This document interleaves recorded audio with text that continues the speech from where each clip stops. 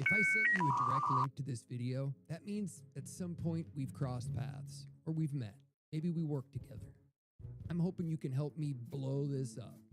Not literally blow it up, but, make it bigger. Who am I? Well, let's just say I'm your typical American kid. If typical means growing up insecure, stuttering through sentences, dodging a critical mom, and watching dad hide in the shadows. High school kicked me out 2 weeks early for leaving campus with my girlfriend. One of these girls is her. And the closest I got to college was throwing a touchdown pass to my buddy in the 5th grade. I was lucky to spend a lot of time with my grandparents. They were great. I was learned to use my words to navigate life, just like Grandpa said. Make friends, make money. I experimented, took things apart. Guess I learned the old-fashioned way by just making mistakes. Hey! I've sold wine to grocery stores, driven heavy equipment, caddied on the PGA Tour, was in a band, even went to LA in my early 20s to give acting a shot. Pretty sure I can fly anything with wings. Worked in sales most of my life, got recruited to Wall Street, and one day I even rang the opening bell at the New York Stock Exchange. It's been a crazy ride. Married for 18 years, married for 18 months, divorced twice, and both of the women are in this picture. And I'll guarantee you, divorce during the Trump years was not fun. Lawfare sucks. But thank goodness I had a woman come to my rescue. And she's in this picture. Maybe it's just me, but I truly believe that humans can accomplish anything if they just try without the fear of failing. Most people stop before they even start. If you believe in leading by example, doing what's right by standing up for those who need the help, but most importantly, if you feel like you have the skills to spot a fraud, then this might be for you. This is a place where action speaks louder than words, where leadership isn't about titles or education. It's about showing up, execution, and understanding that no matter how experienced you are, you always have something to learn. Life's challenges only postpone your dreams. They don't erase them. Welcome to the Ackerman Alliance. If you're a current or retired financial advisor, financial consultant, registered investment advisor, or old industry wholesaler, look me up. Join the show. It's as easy as clicking a link. There's bold wholesalers and there's old wholesalers, but there's no bold old wholesalers.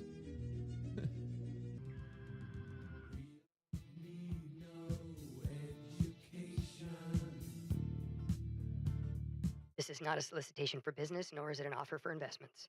If you are a seasoned investment professional with a passion for aviation, golf, and excellence, we need to talk. Know someone who fits? Feel free to pass it along.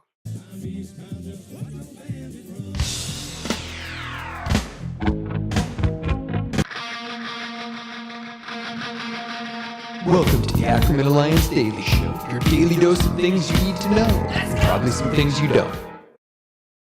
And probably some things we don't. We'll find out what we don't need to learn. You always find out what you don't need to learn way after you learn it. Always causes a little bit of trauma, doesn't it? Welcome to Friday night. I'm having another exciting Friday night at home here. I hope you can't hear the heater that's on. I'm trying to pretend like it's not like 38 degrees in here and I'm freezing and just want to sit here with my arms crossed. So I've turned the heater on for a couple minutes, but I don't hear anything in the monitor, so I'm guessing you don't really hear it. So I'm just going to stay warm here as we do this. Wow, a lot happened this week, huh? Boy, this new world we're transitioning into or transitioning out of, it's hard to keep track of. A lot of things took place. Markets starting to look soft. Volumes are, what are the volumes today? Yeah, big volume today. Big volume today. We can't sustain this. It just can't. So, if you're my age, you're not too worried about it. You've got another 12, 15, maybe 18 years until you got to really worry about it. And the transitions we're going to be going through over the next 5 years are going to supersede anything we've ever even considered it at any point in our life. Any point in our life at all. We live in a whole different day and age, and I think that can be seen. I think everybody can see that. I am a little excited about it's looking like, coming from a person who's kind of gone through a cancellation. If you've been listening to this show, which you probably haven't, because there's only been about 10 people who've only been broadcasting this for, a little over 2 weeks now. It's starting to come together a little bit. I'm getting a little better at running things, but I was canceled. It all kind of, it's a long, convoluted story. I think eventually I will be able to kind of explain it, but cancellation doesn't always come. Now, you think of cancel culture, you think of Hollywood, right? You think of like, okay, somebody had something taken away from them. Their platform was taken. Roseanne Barr was canceled. My cancellation was a little bit different. Mine was a little bit more overt. I didn't have a big platform or, anything really to lose. I had already lost everything. I was canceled. I was one of those, how do you put it? I know there's thousands of these exact cases out there because I know of multiple people who are, essentially going through or went through something very similar. But something that I thought was really interesting, and this is kind of, I only really bring this up, I think it's horrible to cancel somebody. I think it's horrible to spread slander, and especially in a divorce. In a divorce, parental alienation, kids kind of being manipulated to think that another parent is incapable or a drug addict or things they aren't. It really paints, like I used to get a lot of that. My mom would alienate my dad every day, all day. It didn't really affect me. It kind of turned out that my mom was a little bit right about my dad, but it still doesn't mean that she should be the one to be filling my head with that. I think her telling me those things about my dad gave me the ability to just watch out for them. And, but it's just not right. You shouldn't cancel somebody. You shouldn't, blow up a marriage. If you get divorced, if you choose to get divorced, there shouldn't be any shame or guilt in choosing to get a divorce. So therefore, you shouldn't need to become a victim because you want a divorce. If you want a divorce, you just want a divorce. Doesn't mean you're a mean person. It just means you've changed your mind. So if you're familiar with that, there was also the story about how I pulled a real dummy and just went and got married again really quickly after my first divorce to my wife of, I think our relationship was like 18. I think when we signed the divorce, it ended up being 19 years together. And of course, I went out and found somebody very quickly. She kind of found me, but doesn't matter. Nor here nor there, right? And had a wonderful year, 12 months, 14 months, 15 months, and then just things fell to pieces. Usually starts with money. If I was independently wealthy and I could just keep dropping huge potato sacks full of cash on the floor in front of her, I think nothing would have fallen apart.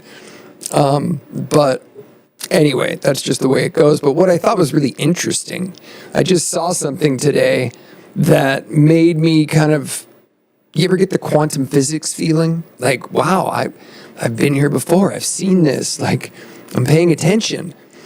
Well, I had that feeling. We've seen a lot of cancel culture kind of reversals in the last year or so. And one of the recent ones was this one. If you guys remember this, I think this came out today. I'll let you just look at this real quick. Sued against Justin Baldoni. In her complaint, she accused him of harassment and claimed that he retaliated against her by launching a smear campaign. This was a huge deal because Justin not only starred in the movie, but he also directed it and was one of the producers, as his production company, Wayfarer, was the production company behind this film. That meant that he had a lot of power on set, which made these allegations even more serious. But the plot thickens because Justin denied everything and even turned around and sued Blake and her husband, Ryan Reynolds. He basically said that it was all a ploy to ruin his reputation. So do you know that story? The Blake Lively, Justin Baldoni?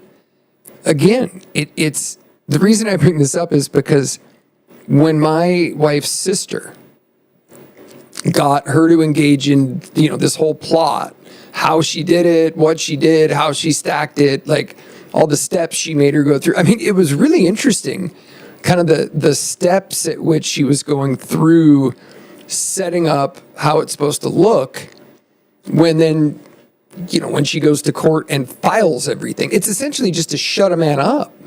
And that's what Blake Lively did to Justin Baldoni. And what's really interesting, probably just to me, is everybody used to say that my wife looked like Blake Lively. That, oh my gosh, you look like that movie star, Blake Lively. And I saw this and I just kind of went, but I think that's finally reversing.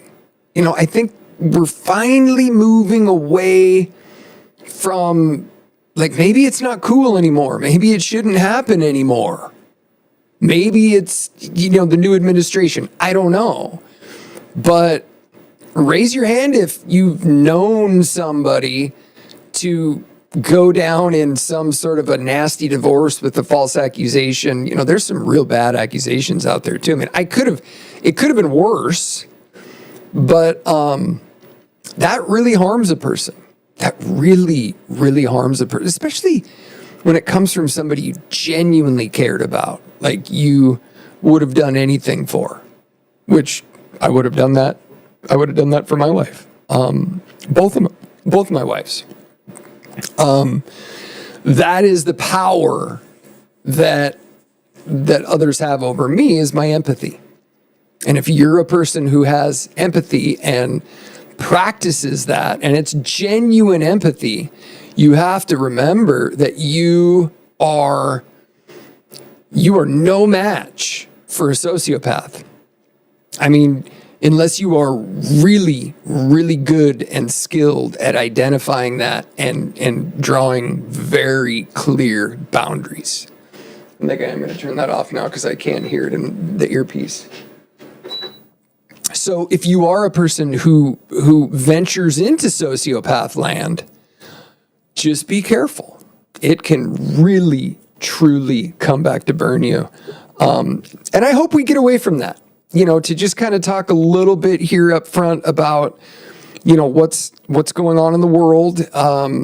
Kash Patel got his nomination and he was confirmed. And there are people losing their mind. I mean, losing their mind. And it's hard for me to understand how they can lose their mind like this. I mean, flip the shoes. If you can truly put yourself in somebody else's shoes, I'm sure there's a lot of people scared. Like maybe they were told to do something to help kind of progress the lawfare that took place against Trump or other people. We hear about Trump. We hear about the lawfare there. We don't hear about the lawfare on the local level. You don't hear, about my lawfare and the rumors, are spread about like drug addiction and all this other, like, you don't hear that stuff. That stuff just kind of festers in the community and just kind of eats at a person's soul. Well, I've never really cared too much about what other people think about me. Because all I really need to know or feel or care about is how my kids think of me and how I think of myself. Everything else is just noise.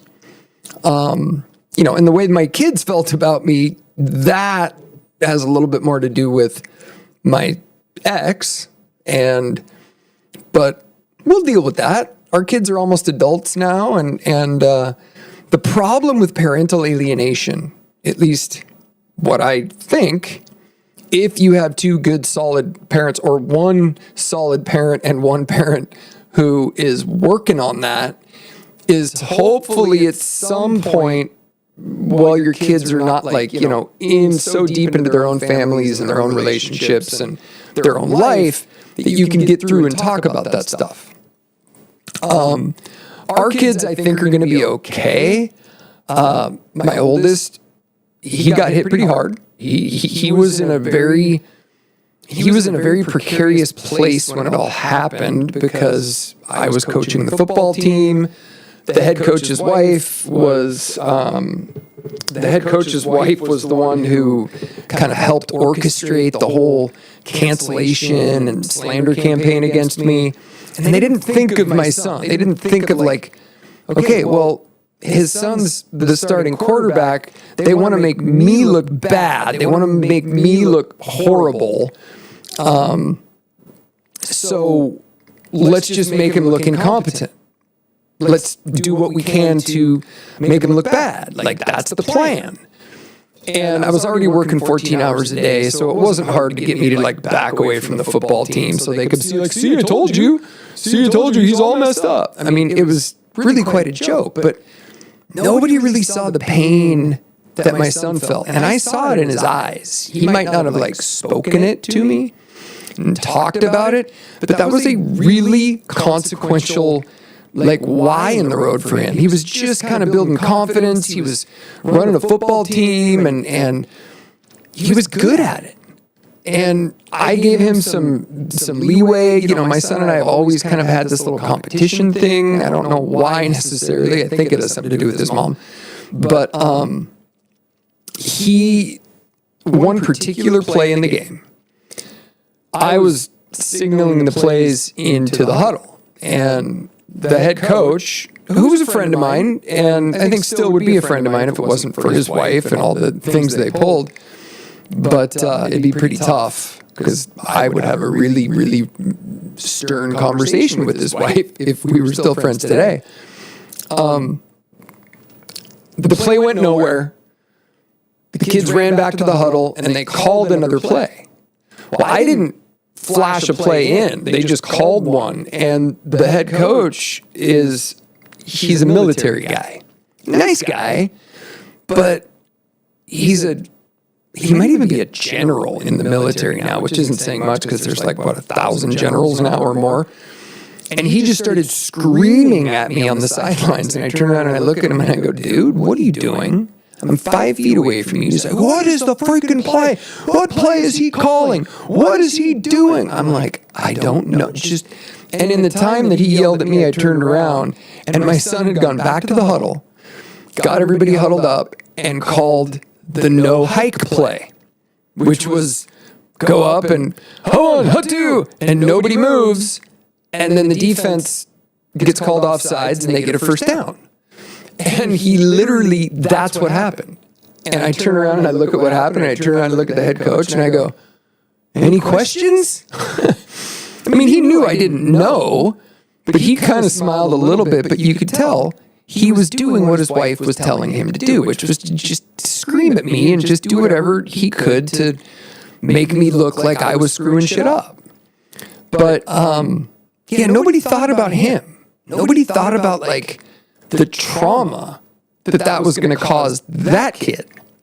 See, I had a way different experience with being the quarterback on the football team. I was massively insecure. I was massively, unsure of myself. But, our friend's dad, who played NFL football, who was one of the greatest men ever, at least on the outside. I don't know what he was like at home. But good dude. You see the opening video with me throwing a touchdown pass in the 5th grade in Husky Stadium? Like that, we went to the championship that year and almost won.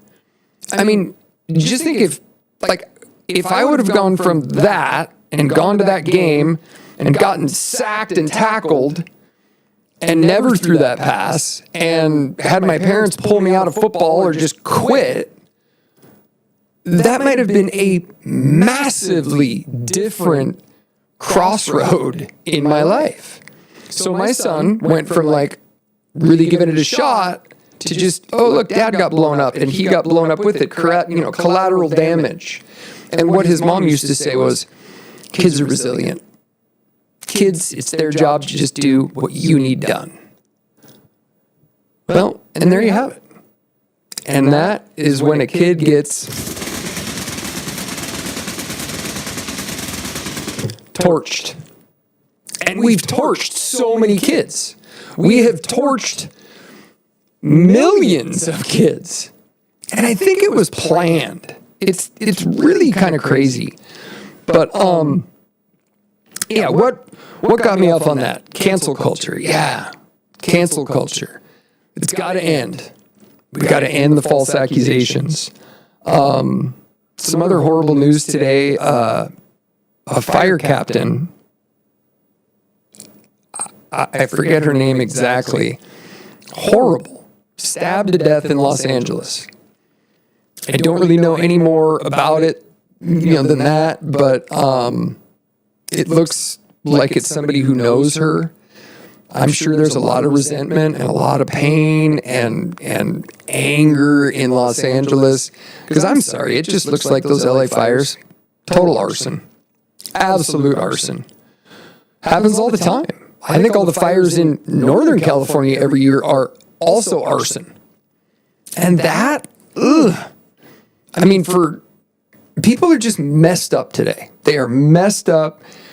And I think we can do a lot more to get things back under control.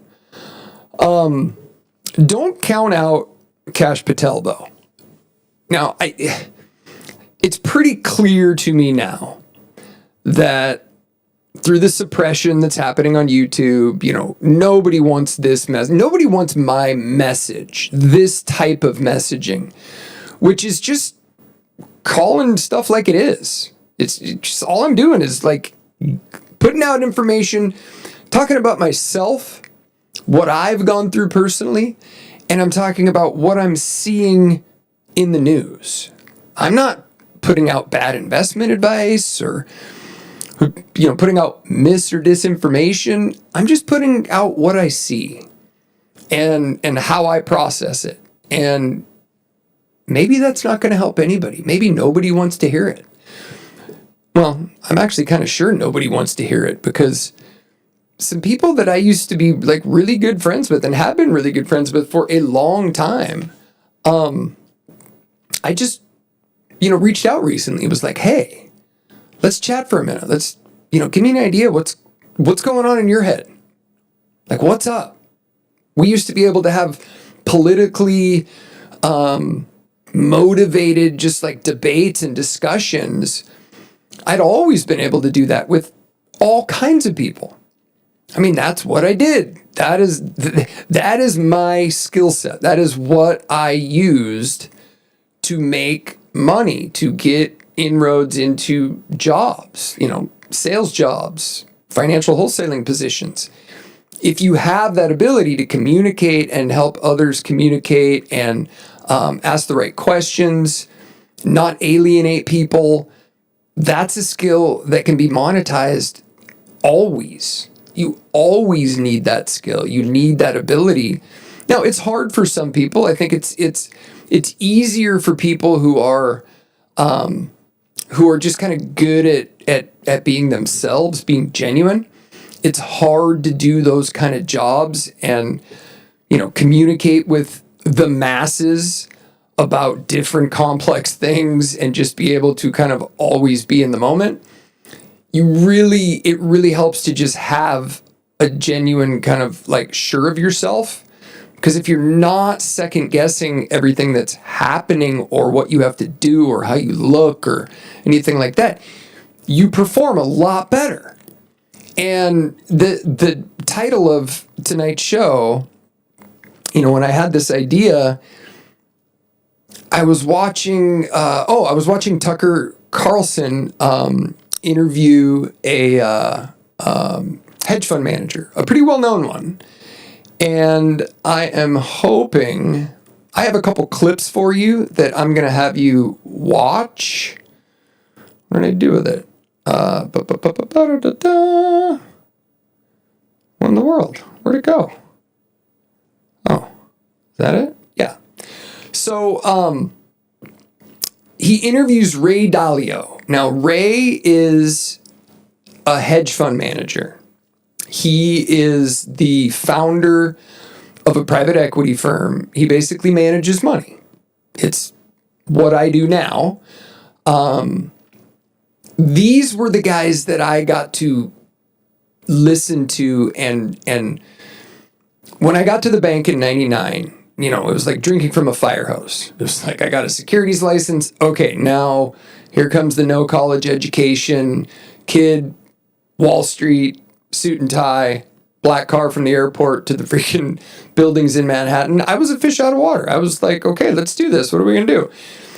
I had to sit for hours and hours and hours and listen to guys like this analyze and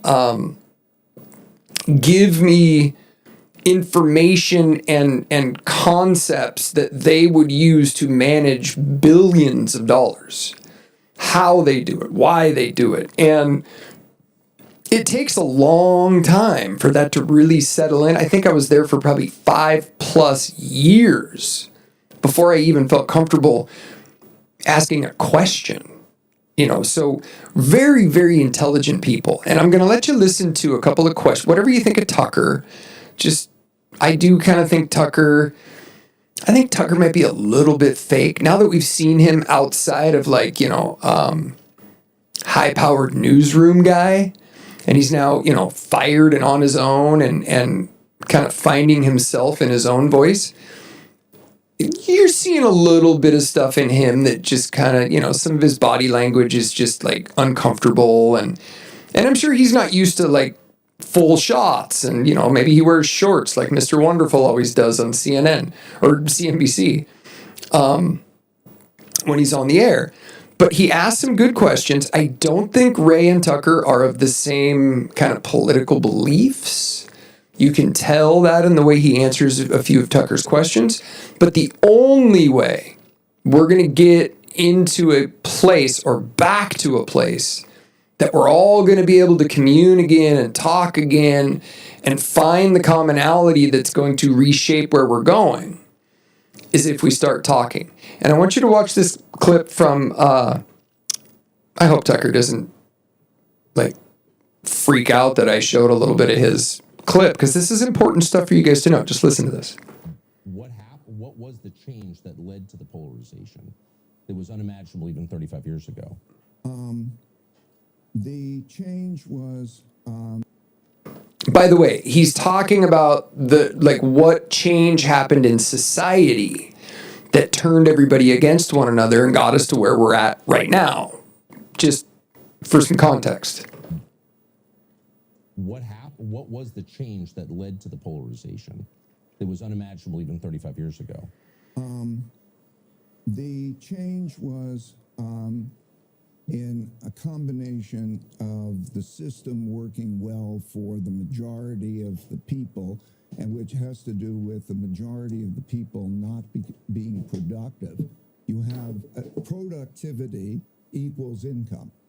Right. Okay. So now if you take education and you take measures of how productive or how well trained you're going to be, you see, and therefore also income, your productivity, you see by all of these measures, great gaps that exist. Okay, so what he's saying, now I don't know if you sensed he was, there was a little, he's hesitant in delivering this answer. And this therein lies, I think, exactly why more people don't want to have conversations. Because they know they're going to get some tough questions that will kind of put them in a position where they would have to call out the Democrats and kind of blow the whistle on, they screwed up. They screwed up. We didn't do it right. Because if you notice in that education, he's saying it's our income is based on our productivity. If you're not productive, then how are you supposed to increase your income? And I think the whole fight between the right and the left here is the right traditionally likes productivity. You work hard, you study hard, you figure stuff out, you start a business. If you are productive, you will be rewarded with income. And the left, seeing as Joe Biden tried to cancel billions and billions of dollars in student loan debt, why did that make a lot of people mad? Well, because a lot of people I know didn't have a chance to go to college because they couldn't pay for it. They couldn't afford it. So they didn't go. Yes, maybe some of that was an excuse, but maybe some of that wasn't an excuse. Maybe some of that was they just couldn't go to college. So the education's being free, what's that saying? But that's exactly what he's saying. So now you've got 60%. Well, actually, I think it's in the next one here. Listen to the next one.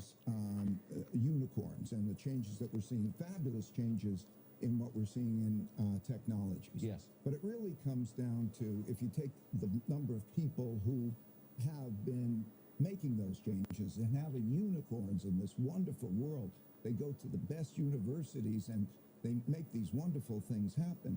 That's about 3 million people in a country of a little over 330 million people.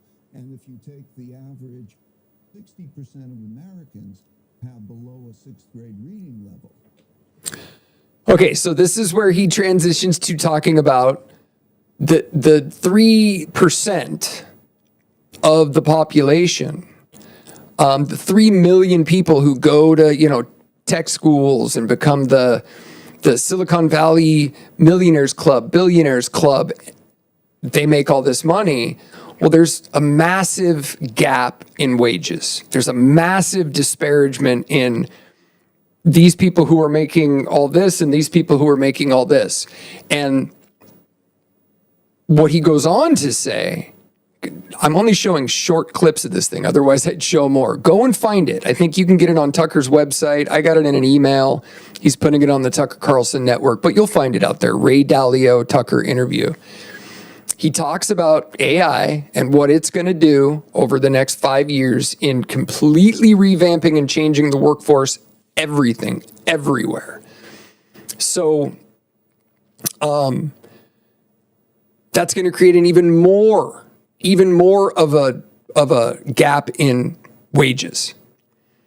Now, what I think we should do is we should just start talking about where the real problem is. And the real problem is the left is giving out a lot of money, a lot of free money that goes to pay and support people's lives who don't do anything, who, call it the welfare state. It's a necessity. Having social safety nets like food stamps and services and things that help people who fall down, who get addicted to drugs, who have things happen to them that, I wouldn't have survived without the systems. I wouldn't have survived without the Medicaid, insurance. And I was on food stamps for a while. It's food. You have to have food. So it's a system that needs to be in place. But if you overuse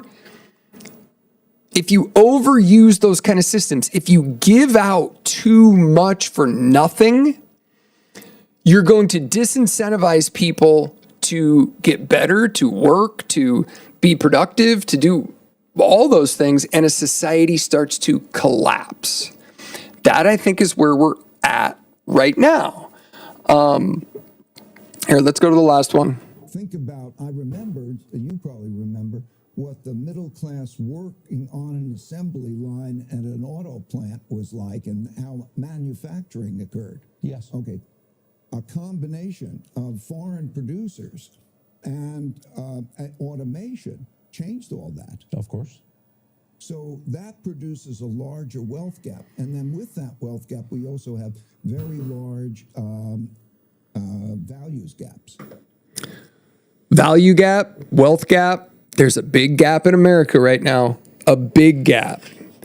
And it's going to get even bigger because what we have done to our kids, even people who went on to college, like there is more incompetence in the world today than I have ever seen. The lack of understanding just basic mechanical skills, being able to, more and more, I think people are, thankfully for YouTube, YouTube, I think, was essentially blasted off into the stratosphere because it started to become the place where you go and post videos on how to do things. I mean, I remodeled an entire bathroom in the first home I owned. The only reason I was able to really do it is because I went to Lowe's and every department had a professional, like a plumber, an electrician. Like they had people who did the work. And there was a plumber who just happened to also play guitar, and we would jam every once in a while also. But he taught me how to do all the work and all the plumbing and all the sweating of the copper, and like literally just standing there talking to him in Lowe's. Don't have that anymore. You go to Lowe's today, no experience. None. Zero. And well, there are people who you need to hire people who have no experience. You have to train people. That's the whole point of the workforce and learning things. But we got to give these kids more opportunity. We need to push them more. We need to stop like helicopter parenting and keeping everybody so safe. We really do need to, just as an example, I wasn't allowed to teach my kids how to mow the lawn. I just wasn't allowed. It was too dangerous. And we were really, really close with my in-laws, my father-in-law, who's my ex's stepfather, and my ex's mother. And they would just have me do everything. Like I was kind of the family's go-to fix it, put it together, engineer it. Like I was that guy. They loved having me because I can, pretty much put anything together. I grew up on a farm and an apple orchard in Yakima and driving tractors from a very young age. Learned how to do a lot of mechanical, difficult, like adult type things at a very young age. So having that experience, you have a huge leg up in your life if you learn a bunch of that stuff. And that's what I was always trying to teach my kids. But I was always getting pushback from my mother-in-law and my wife. Like, no, that's not a kid's job. A kid is not supposed to do that. And I would just be like, wow, okay, how's this going to backfire down the road? Well, we're seeing it backfire down the road right now. We're seeing it backfire in the form of kids don't know how to fix anything. They don't know how to do anything. They know how to use their phones. Technology has essentially made the masses more reliant on something else or someone else. More entitlement programs have made people more dependent. And I guess, they feel safe or taken care of or thank goodness. And there is a lot of people who need that. There's no question. What Elon and Trump are doing, there needs to be checks. There needs to be don't just indiscriminately, just fire everybody. You can't just assume and generalize that everybody is the same. I haven't seen that yet. I've seen a couple of things pop up, in the media where people I think are trying to make that story or they're trying to make something of that story when it's really not. But we have to watch out for that. It's important. I think it's important to our society. I mean, what did you do when you were when I was a kid? When I was a kid, my chores were firewood, being at Grandma and Grandpa's house. Where's the picture? My cousin and I, not at this age we were doing this, but him for sure, he lived with my grandparents. I would just be over to visit. I would just go over, to stay for a weekend or something, and I'd have to work my ass off. He would have to load firewood in the rain and the snow, whatever, and stack it in the house like 3 times a day, whatever it was. That's how they heated, the majority of the house. My grandfather was a wood burner. That's how he did it.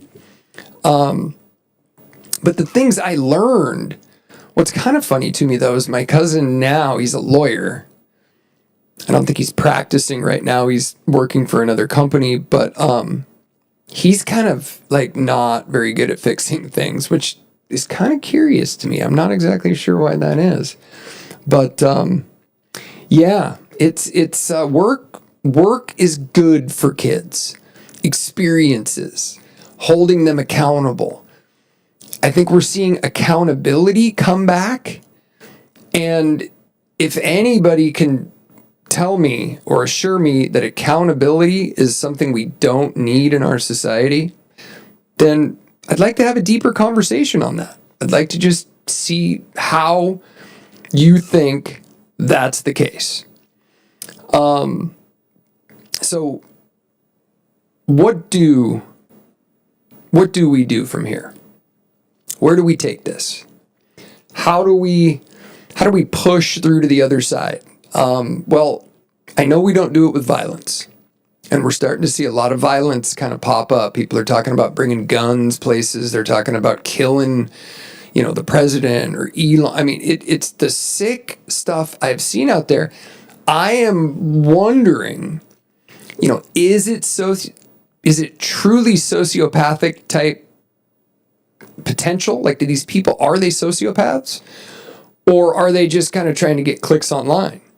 Because when I was a kid, the late 80s, even into the early 90s, like, you didn't even mess around with, like, threatening a president. Have we literally programmed people and society so well that watching what they see on TV or TikTok or the news, they're just going to believe that, yes, this man, Donald Trump, needs to be killed by any means necessary. That's what a lot of people think. And that I can't grasp. I can't grasp. There is more than just him. I mean, he has a 75% of Americans in the polls right now agree with what's happening at the highest levels of government, the bureaucracy. We live in a democracy. We vote our leaders. We don't live in a bureaucracy. That doesn't work. Like, government is where I could never work for a government outfit. And the reason I knew I couldn't work for a government outfit or a government office or anything like that is because, and I remember a buddy told me this when he got a job for the state auditor's office, is he said it takes about a year, but after you get to that year, you start to forget that being productive is a requirement. In fact, being productive can get you in trouble. Like, people saying, like, dude, stop working so hard. That to me is just like, wow. Why would you ever want to not try to be better? That's just what I don't get. I don't understand it. It doesn't compute for me. Like, why not? Why can't we do it faster or more efficiently? Why should we have to work so hard? It's kind of what I'm dealing with a little bit here. Now, you all know Everybody knows, and it's going to, I don't know where this is going to go, but you're going to be able to watch it happen live. I'm doing the GoFundMe. I've launched this project. I've spent a year, almost 2 years working on this project that the whole kickoff was starting a live broadcast on a daily basis, growing it, and doing some projects and getting some things going that I think a lot of people are going to be into and excited about and want to take part in. So I made a deal with a friend. He owns a big, huge house, old, has a whole bunch of repair that needs to be done, and I have done a truckload of repair here for about the past 5 months. The deal was I was going to stay here for about a year, run the studio here, launch the show, do all the work. It was a perfect opportunity. He'd save a bunch of money. I would have a place to do this and be able to get it up and running faster. So it was great. Until his wife, who lives in California, who's a anti-conservative, so anybody who basically supports Trump or wants to try to make what Trump's doing look appropriate, she's trying to cancel me again. She's trying to eliminate it. She's causing a ruckus. And that's not cool. You know, this particular buddy of mine happens to be, I think, pretty severely on the spectrum. And it's very difficult to communicate with him sometimes and figure him out. But I do think that he has empathy, and I think he's a good person. His particular kind of autism or spectrum disorder, whatever it is, I don't know. I've asked him to get a diagnosis. I've pleaded with him to get a diagnosis because he truly, like, I don't have any friends. Nobody wants to be my friend. And I always tell him, like, well, dude, you've got some sort of weird, like Tourette's syndrome of being an asshole. Like, that's his thing. He can go from just like a totally normal, interacting, normal dude, and then suddenly he'll just like go into critical super prick mode. Like in front of other people too, like purposefully, you will catch him purposely making a dig or a critical comment around other people to like try to make you look bad. And I don't know how many times I pointed it out, like, hey man, like, I'm not a like psychologist or a specialist here, but I think I've got an idea that if you stop being such a prick, like sporadically like that, I think your friend count might go up a little bit. So she knows how to manipulate him. You know, she doesn't live here. She lives in California. It's mostly empty. He's mostly gone. So this was an awesome deal, but now, no, it's over. Now I got to leave. That's why I did the GoFundMe. That's why I'm like looking for any opportunity to figure out how I'm going to do this. I've got 8 days left. And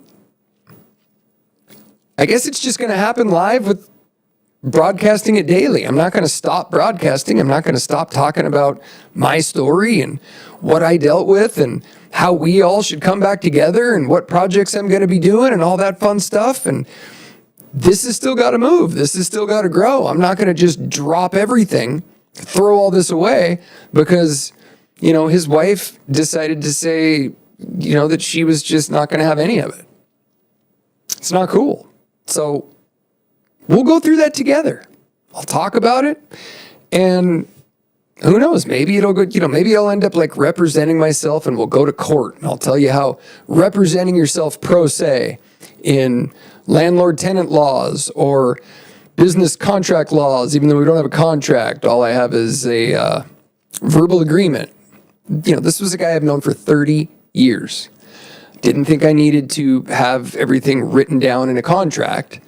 But yeah, it could get interesting because I'm not just going to accept another cancellation, another just like turn me off and like, no, you're a white man. I now hate white men, so I'm going to pull the rug out from underneath you. Not going to happen. Not a chance. Yeah. Will you stop? Just stop. This is so. Oh, I forgot this one. So, quick note on Cash Patel. I think there's only one person that Kash Patel is going to go after, and it's going to be this guy. And he deserves it. Someone who lacks the character to do this job, someone who lacks the integrity to do this job. We know that. Our Republican colleagues know that. The only qualification Kash Patel has to be FBI director is that when everyone else in the first Trump administration said, no, I won't do that, that crosses moral, ethical, and legal lines, Kash Patel said, sign me up. This is what I'm so tired of. I am so sick and tired of that. Like, look at what his reason was for Kash Patel not running the FBI. He's a loser. He's a scumbag. He's has no idea what he's doing. He's underqualified. That, ladies and gentlemen, is how I identify a liberal. At least that's what they've turned into. If it's one thing I found in common with all the Democrats that I've known in the past 20 years around here, they are really super good at just going toxic and just turning slander, accusation, and filth into reasons why you should be just ignored. That, to me, is just sickening. Come up with a reason. Because he's super qualified. He's a super charismatic leader. People like him. He knows what he's doing. He can get jobs done.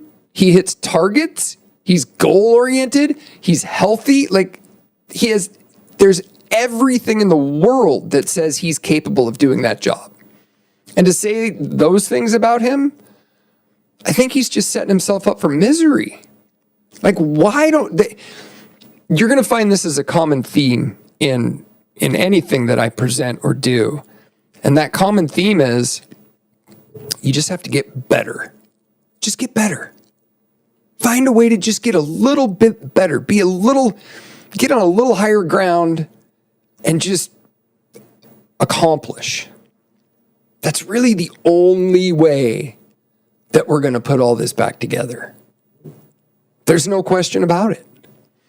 And someday YouTube will open up its doors to me again. Maybe they'll tell me why, I got ramped down from 18,000 views a day to none, zero. Just the few people who get the stream live or have found it, and then that's it, no more. I commented on one of my videos today from another account that I've had for years. Commented on the video, went over and checked, couldn't see the comment. And they've told me like 5 times, no, there's nothing wrong. No, you just need to make better content. You're not providing something that viewers want to watch. Even if I was providing something horrible, I think there'd be more than 0 comments. People comment on everything. Maybe they're not anymore. Maybe, I don't know, maybe they are right. I'm still waiting. It hasn't happened yet, but whoever does it first, whoever throws in the first troll comment that just tries to break my soul, you guys win the blue ribbon. Somebody's got to do it soon. There has to be somebody. That's how the neighbor started. When I was going to move out, in the last show, I told you how, I was so close to the neighbors. We were like family. But then as soon as I wasn't going to be living next door anymore, the neighbor's wife just like a light switch went off in her head. Now suddenly I'm a deplorable son of a bitch. And oh no, you can't come over. Nope. Sorry. Nope. You're a dummy. That's literally what she started doing. I'd sit and have conversations with her, and it was like she was a totally different person. Maybe she was faking. I mean, that is one thing that I have noticed about a lot of people that I've seen go through this transition. I saw it first when kind of my dad's mask started to fall off a little bit, where his facade started to break down, where his smoke job, his like smoke and mirrors, just because you have income or money or wealth, money does not equate to experience or wisdom or personal growth. In fact, it's the root of kind of all the evil that a guy that used to be a client in Arizona that I just loved, Mark Yazapovic, one of the greatest guys I've ever known. I mean, his whole team was just amazing. He had a guy on his team that I was really good friends with who ended up dying after like losing his wife and just went through a pile of shit. But, oh God, I totally forgot what I was going to say about Mark. But he just was such a good guy when it came to just calling it like it was, just treating people the right way, had the charisma and energy, and he was real. He was a real dude. And you really find out who somebody is when times are tough.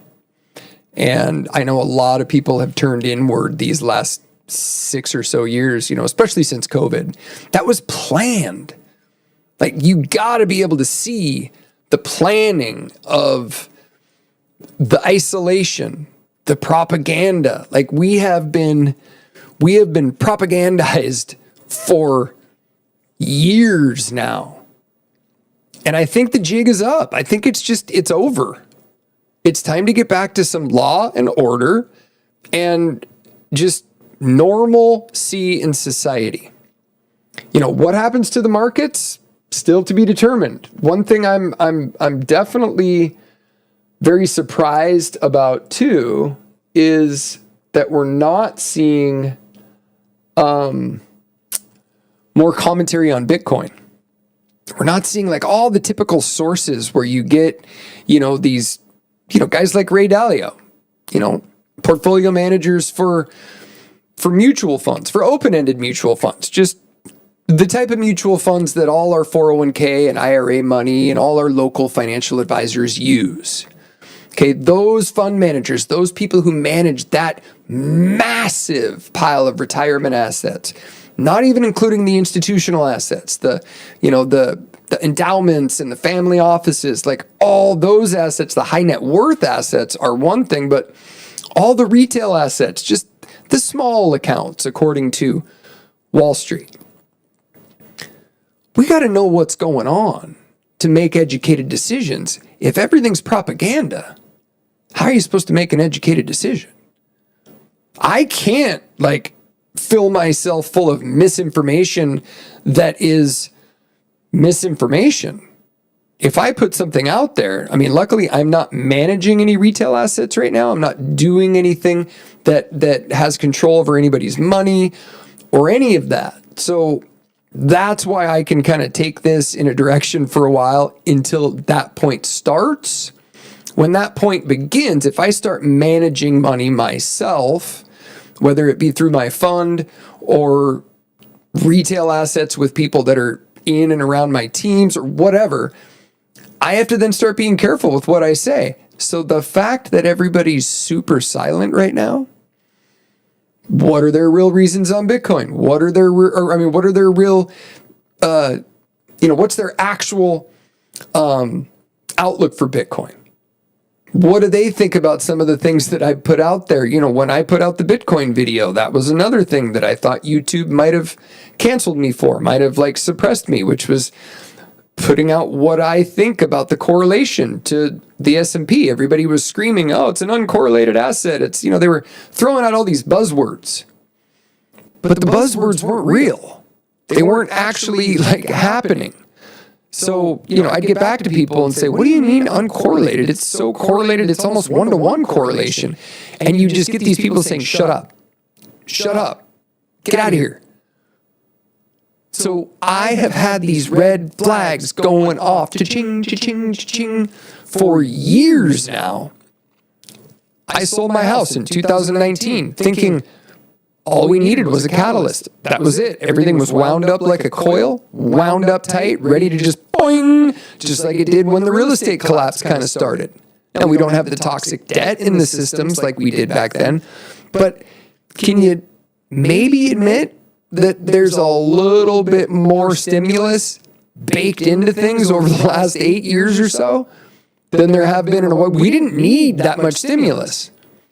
Like all this money that USAID potentially could have just given away. Now, if it went overseas and it was spent, not going to do much for our economy, which I think is BS, because our money, which it is our money, should be going into our economy, should be going into our infrastructure, should be going into our things.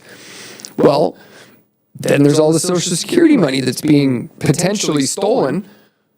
All that money is our money, could potentially be going into our systems, but all of that stimulus, inflation, if all this money that was given away, and not like, here, somebody got 500 grand, like we're talking about billions.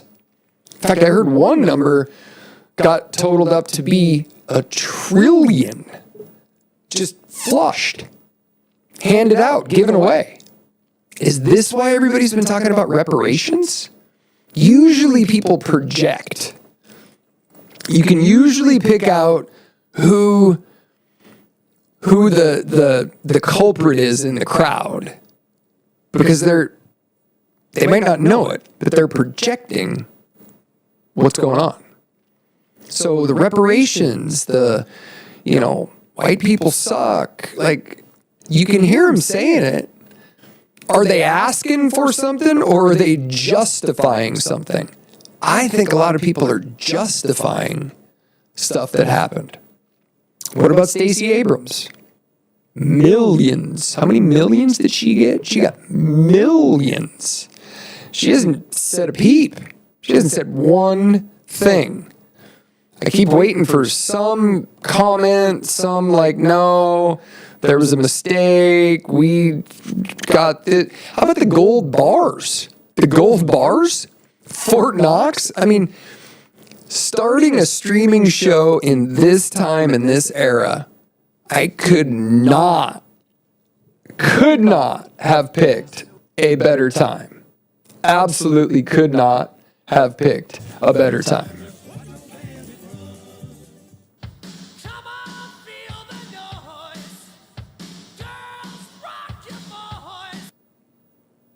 If I sent you, typical means growing up insecure, stuttering through sentences, dodging a critical mom, and watching dad hide in the shadows. High school kicked me out 2 weeks early for leaving campus with my girlfriend. One of these girls is her. And the closest I got to college was throwing a touchdown pass to my buddy in the 5th grade. I was lucky to spend a lot of time with my grandparents. They were great. Learned to use my words to navigate life, just like Grandpa said. Make friends, make money. I experimented, took things apart. Guess I learned the old-fashioned way by just making mistakes. Hey! I've sold wine to grocery stores, driven heavy equipment, caddied on the PGA Tour, was in a band, even went to LA in my early 20s to give acting a shot. Pretty sure I can fly anything with wings. Worked in sales most of my life, got recruited to Wall Street, and one day I even rang the opening bell at the New York Stock Exchange. It's been a crazy ride. Married for 18 years, married for 18 months, divorced twice, and both of the women are in this picture. And I'll guarantee you, divorce during the Trump years was not fun. Lawfare sucks. But thank goodness I had a woman come to my rescue. And she's in this picture. Maybe it's just me, but I truly believe that humans can accomplish anything if they just try without the fear of failing. Most people stop before they even start. If you believe in leading by example, doing what's right by standing up for those who need the help, but most importantly, if you feel like you have the skills to spot a fraud, then this might be for you. This is a place where action speaks louder than words, where leadership isn't about titles or education. It's about showing up, execution, and understanding that no matter how experienced you are, you always have something to learn. Life's challenges only postpone your dreams. They don't erase them. Welcome to the Ackerman Alliance. If you're a current or retired financial advisor, financial consultant, registered investment advisor, or old industry wholesaler, look me up. Join the show. It's as easy as clicking a link. There's bold wholesalers, and And there's old wholesalers, but there's no bold old wholesalers.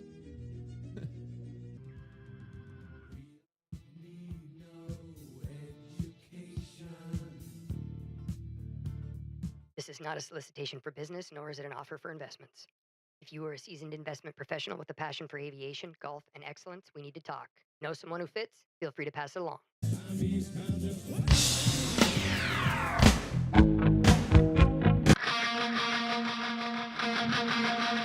Welcome to the Ackerman Alliance Daily Show, your daily dose of things you need to know, and probably some things you don't.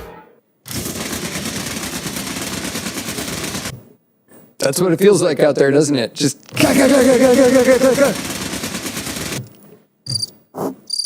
oh, I miss the crickets. The crickets in the country. The crickets in Yakima. Oh. What do you remember? What are your favorite sounds from being a kid? Mine were crickets and the wind blowing through fir trees, like branches creaking and the that was absolutely the best. And I can't believe how quick it all went.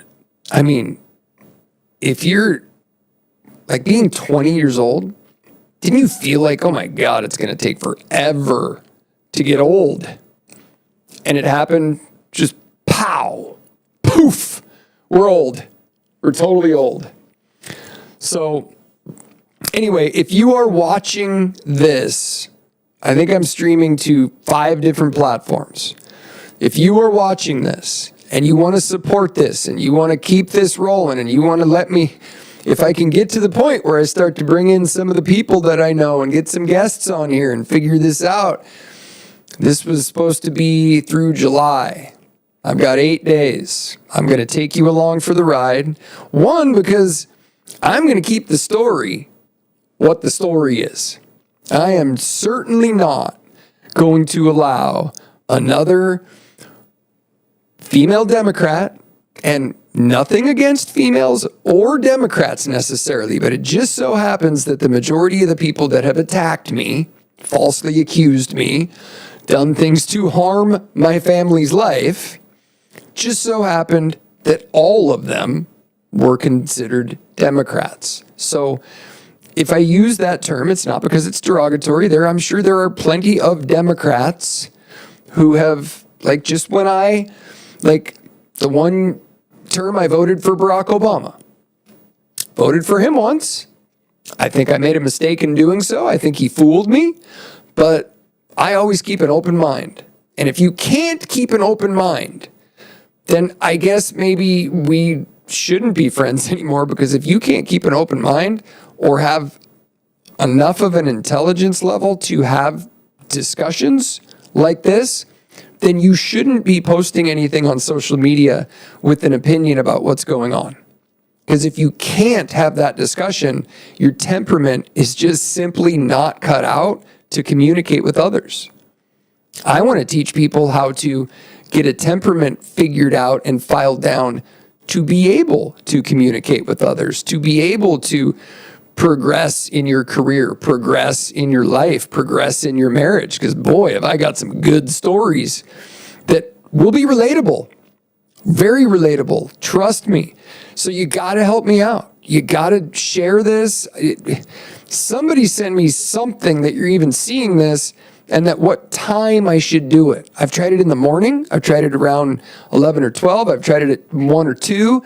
It seems like I'm getting the most people between 7:30 and 9 o'clock at night. Is there a better time that it could be done? Maybe I'll start releasing more, shorts that advertise the time. The problem is I just don't have the time. Literally, the things that I need to do to keep progressing the overall project. I mean, I may have to just go out and get a job. I've got another job interview set up for next Thursday, but I don't look for jobs. People just find me and ask me if I want to interview. If I have to do that, I guess that's what I have to do. But I'm not looking to just make money and just live. I want to do something great. I want to do something really cool. And I want to be way on the front side of getting us through this, getting into the AI revolution, and teaching my kids and any other kids who want to learn how to be better communicators, how to be better people, how to be more skilled and capable. And the only way to do that is to provide them things and events and projects that they can hone those skills. And I'm going to use this platform to launch that. So first of all, if you're a financial advisor, an existing financial advisor, and your options, just keep your options open, give me a buzz. If you're in other states, I'm in Washington State. I'm looking to find a couple people in every state who are aviation enthusiasts, who like competitive golf and think that the golf industry is going to change massively over this next 10 years, which it is. If you'd like to build a golf course, I know that's kind of a crazy one. It's the first time I've dropped that bone, but we're going to build a golf course and not hire a construction firm, not hire a whole bunch of expensive contractors. We're going to build a golf course, just the people who want to take part in the project. And we'll find a way to do that. I got all this freaking knowledge now in investment management and private equity and hedge fund management. Now I'm going to use it for good. I'm going to wield it like a lightsaber of goodness. I'm going to give out that info. I'm going to tell you all the stories about how I got fooled into thinking, fool me once, shame on you. Fool me twice, shame on me. Not going to happen. Not going to happen. It's not going to fool me 3 times. Okay? So we've got a lot of very difficult things coming up. I'm going to challenge everybody to keep posting opposition. Keep fighting for your cause. You should absolutely fight for your cause. But if you're fighting for your cause, whatever that may be, by doing nothing but slander, belittle, and ridicule the other side, then you are no better than anybody you're slandering, because you're not solving the problem. Anyway, let's solve the problem. Let's get into addressing. If you hate Trump and Elon for what they're doing, then let's put together a plan that we can present to them that says, do it this way. Do this. Put this filter. Add this filter into your firing process. Make sure you don't fire these people. Make sure you look out for this opportunity. Let's find solutions. My mother-in-law, I used to love her. I did. I had multiple hours-long conversations with her. Hours and hours and hours and hours. I still, to this day, have no idea why she continued to just ensure that my kids would not have a family. They go see their grandparents. Her mom and her boyfriend don't go see them. I don't go see them anymore. So now the kids are just kind of on an island. And that's how it was with really all of the support systems that our kids had. All those support systems fell off and went away. Why? Difference of opinion? I personally think it was more the people who just decided to drop it out. Nope, just don't pay any attention here. I personally think it's because a lot of those people pulled a lot of things that would be considered, if not considered criminal, at least considered really freaking nasty. But you know what? That's not for me to judge. That's for you, your tax advisor, and whoever it is you worship as your God. Me, I'm good with who I am.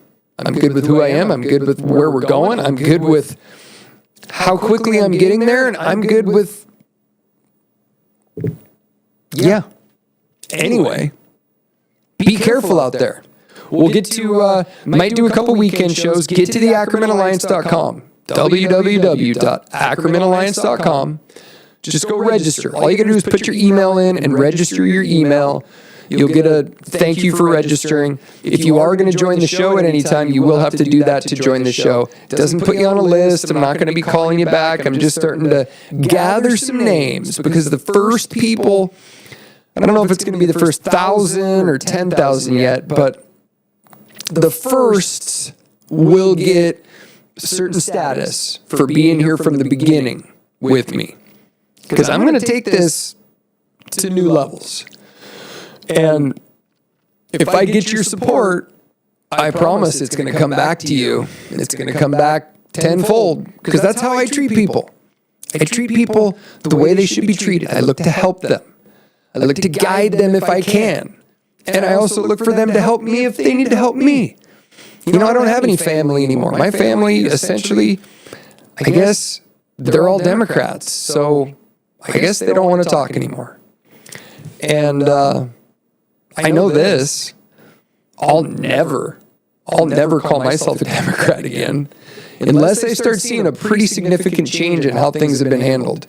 Because these last 8 years, 4 years especially, I have not seen in my life more people aligned to push the same lie and call the other side the worst names ever. We've completely diminished what it means to call somebody Hitler or a white supremacist. You do not know a white, I promise you, you do not know what a white supremacist is. Anybody who calls somebody a white supremacist has never met a white supremacist. I've met one. They're freaking scary. Really scary. And you can tell that they are a white supremacist. It's not, there's no covert white supremacists. If you would like to see a white supremacist, a true racist, I might be, I think we'd have to go to Idaho. We'd have to go to Idaho. There might be, a few places out towards the coast, little isolated pockets here and there, ones and twos maybe. But white supremacists don't operate in our society. They don't. They operate underground in their world of crazy. We're living in the middle. What we're listening to is the far right and the far left. We all live here. We're in the middle funnel. Let's treat ourselves like we're in the middle, and let's do and act and behave like we're in the middle. Let's also act and behave like we are the richest, most powerful country in the world, which is get our kids through school, get them an education that teaches them skills, not beliefs. If your kid comes out of school with beliefs, or the worst case scenario, they come out of school like believing that they're a totally different gender, I don't even want to go there right now. I totally believe anybody can do whatever they want.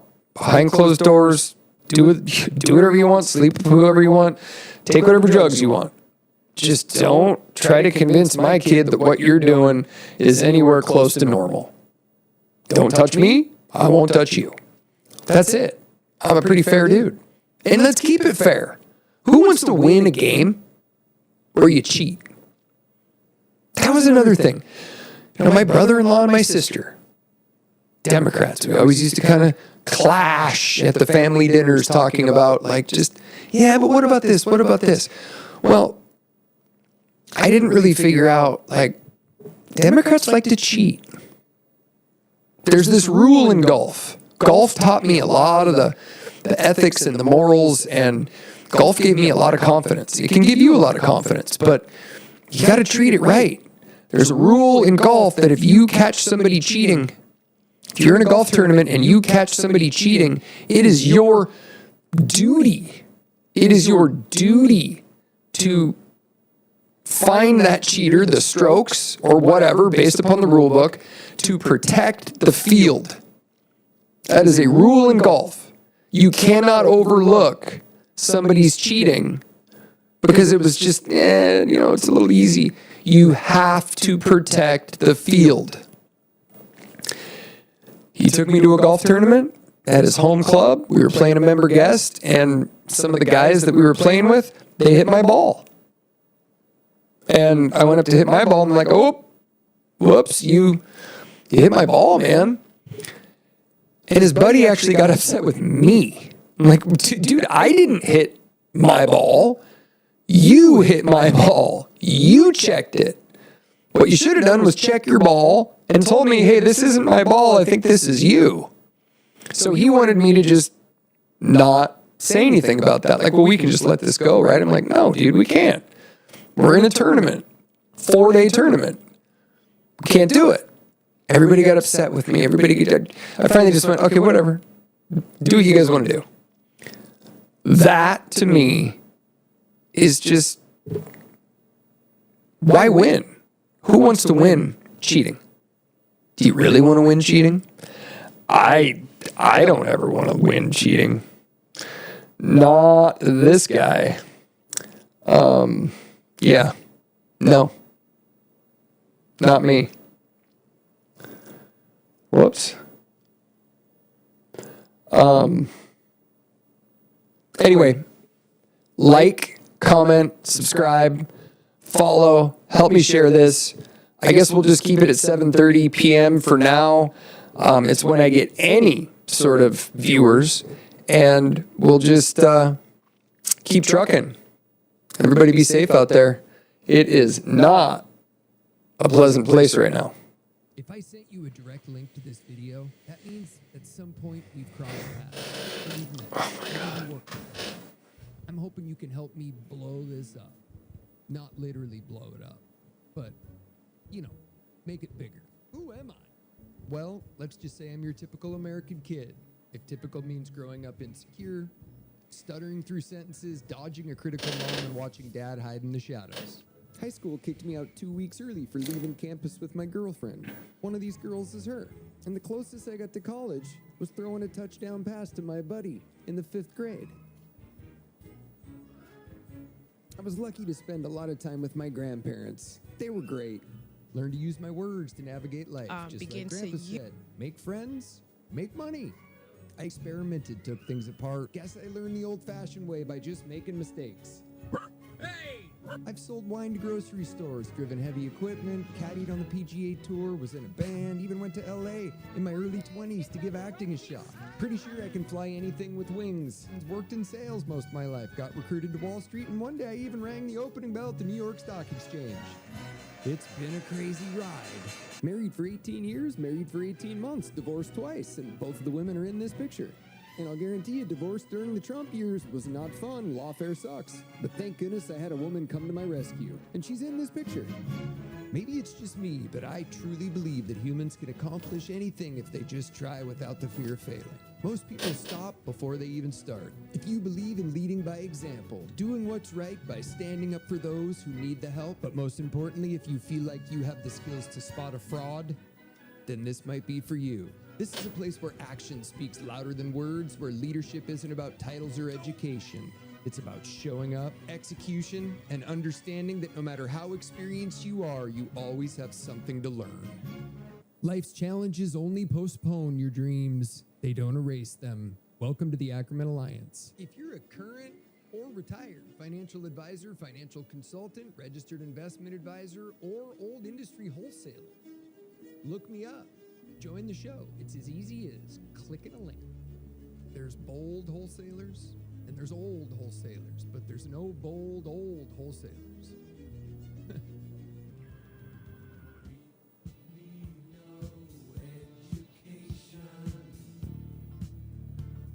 This is not a solicitation for business, nor is it an offer for investments. If you are a seasoned investment professional with a passion for aviation, golf, and excellence, we need to talk. Know someone who fits? Feel free to pass it along.